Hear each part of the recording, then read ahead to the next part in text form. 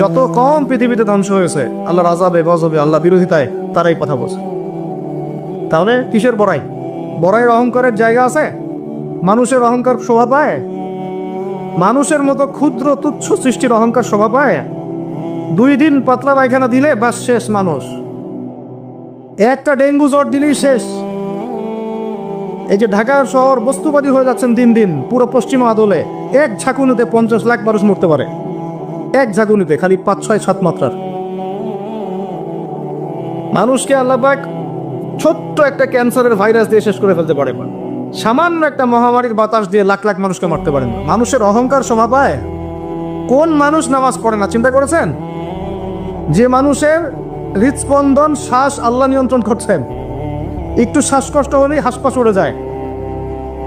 বড় একজন আলেম তেলাওয়াত করছেন, কোরআন তেলাওয়াত, নামাজে আমরা পিছনে নামাজ পড়ছি, শ্বাসকষ্টের কারণে তেলাওয়াতে পুরো আয়াতটা তেলাওয়াত করতে পারেন না, থেমে থেমে তেলাওয়াত করতে হয়।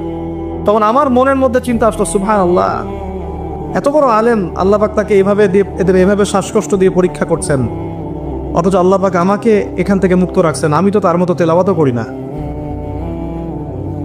কত মানুষ পঙ্গু হয়ে পড়ে আছে, ওই অবস্থা আল্লাহর ইবাদত করতেছে। কত মানুষের চোখ নাই, হাফেজে কোরআন হয়ে বসে আছে, মুফতি হয়ে বসে আছে না? তাই নেয়ামতের কথা স্মরণ করেন, আল্লাহ পাকের নেয়ামতগুলো স্মরণ করেন, বোঝার চেষ্টা করেন।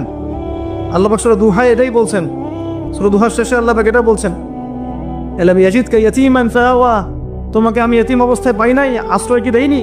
ওয়া ওয়াজাদাকা দাল্লান ফাহাদা ওয়া ওয়াজাদাকা আইলান ফাআগনা فأما اليتيم فلا تقهر وأما السائل فلا تنهر وأما بنعمة ربك فحدث। তুমি আল্লাহ পাকের যে নিয়ামতগুলো আল্লাহ দিয়েছেন এগুলো মানুষকে বর্ণনা করতে থাকো, বলতে থাকো, খালি উপলব্ধি করেন যে আল্লাহ পাকের কত নিয়ামতে আপনি আছেন, বাস, আর কিচ্ছু লাগবে না। আর আপনি আমি না থাকলে দুনিয়া থেমে থাকতো না, সব চলতো। তাহলে কিসের জন্য, কাদের জন্য আমরা এই হায়াত এবং সময়, রুজি, এনার্জি, যৌবন নষ্ট করছি? ভাই আমাকে বলেন, কাদের জন্য করছেন? যে আল্লাহর হাতে আপনার প্রাণ, একটু প্রেশার আপ ডাউন করলেই শেষ, একটু শ্বাসকষ্ট হলেই শেষ, একটু মহামারী দিলেই মাস শেষ। সেই মানুষ নামাজ পড়ে না, সেই মানুষ যাকাত দেয় না, সেই মানুষ বলছে যে পর্দা এই যুগে চলে না, ওই যুগে চলতো। সেই মানুষ মুসলমানদেরকে বলছে এরা এখন মৌলবাদী হয়ে যাচ্ছে। সেই মানুষের সারাদিন কাজ প্রোপাগান্ডা হচ্ছে, ইসলামের বিরুদ্ধাচরণ করা, প্রিন্ট মিডিয়া দিয়ে, ইলেকট্রনিক মিডিয়া দিয়ে, ইত্যাদি ইত্যাদি।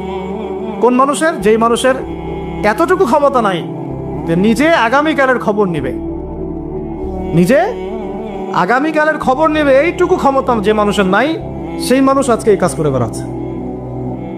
আল্লাহ পাক আমাদের স্বর্গে কথাগুলো